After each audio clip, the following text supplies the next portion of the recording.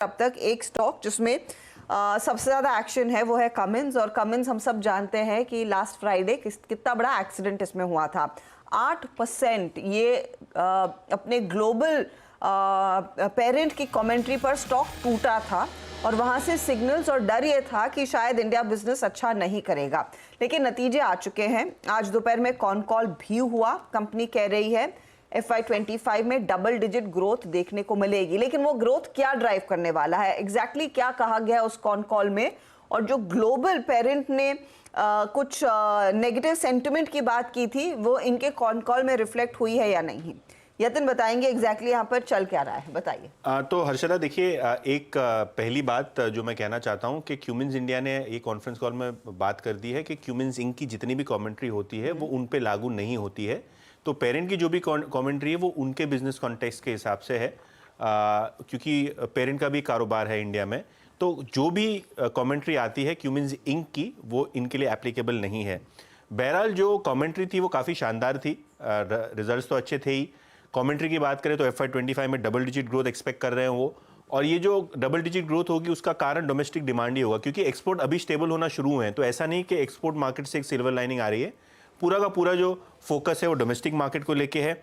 जहाँ तक कि मार्जिन्स का सवाल है, Q1 के मार्जिन्स रिपीट नहीं होंगे, लेकिन हाँ पावर ट्रेन बिजनेस और इनकी जो डेटा सेंटर बिजनेस है यहाँ हम देख रहे हैं ऑर्डर बुक काफ़ी ज़बरदस्त आती हुई नज़र पड़ रही है। इनफैक्ट अगर हम बात करें डेटा सेंटर बिजनेस की तो 10% कंट्रीब्यूशन कर रहा है वो पावर जनरेशन बिजनेस को, और वहाँ एक अच्छी ऑर्डर बुक बनती हुई दिखाई पड़ रही है। यूरोप बिल्कुल फ्लैट है डिमांड को लेके, लेकिन हाँ ज़्यादा जोर जो है वो डोमेस्टिक मार्केट पे कंपनी रखेगी, और एक्सपोर्ट्स उनको लगता है कि अब जो पेन है वो बॉटम आउट हो गया है, और आगे आने पे अगर हम 2-4 क्वार्टर डाउन द लाइन देखें तो एक्सपोर्ट मार्केट्स पे सुधरने चाहिए। ओके, बिल्कुल सचिन, बहुत बहुत शुक्रिया। Gurang sir, good afternoon.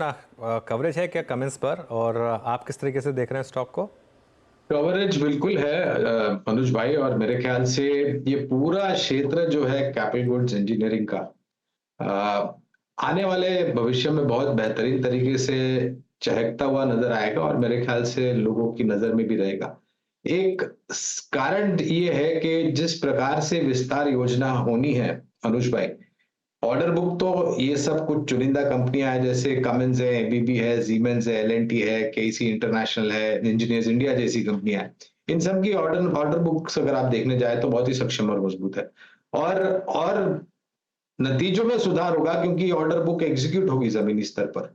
तो मेरे ख्याल से कैपिटल गुड्स इंजीनियरिंग को आपको बिल्कुल नजरअंदाज नहीं करना चाहिए। मानस, टेक्निकली कैसा लग रहा है आपको स्टॉक? तो देखिए, अगर टेक्निकली बात करें तो स्टॉक ने दूसरी बार 100 डे मूविंग एवरेज पे सपोर्ट लिया है, आज 20 डे मूविंग एवरेज को रीगेन किया है। मेरा तो समझना है कि जो पिछला हाई 4050 के आसपास था, स्टॉक उसको टच करने की कोशिश करेगा। तो अगर एक ट्रेड लेना होगा तो वो लॉन्ग साइड पे होगा। 3600 के स्टॉप लॉस से खरीदारी करिए, 4050 तक के टारगेट्स पॉसिबल है।